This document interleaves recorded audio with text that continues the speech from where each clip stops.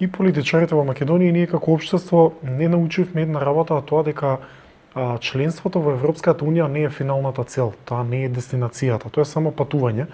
Така вели во учебниците кога се студира нели за европски студии, меѓутоа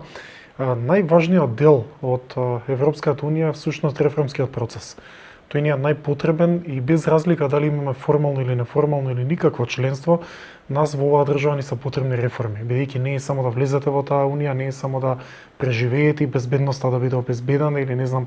интеграцијата и сето тоа, потребен е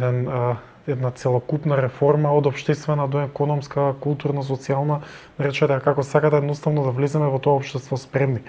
Ние доколку го исполниме тој реформски процес, во таква една состојба и релевантно е дали ќе влеземе во унијата, бидејќи општеството би било многу поздраво, по знаци на навод од она што е сега, здраво за функционирање, за достоинствен живот и така натаму.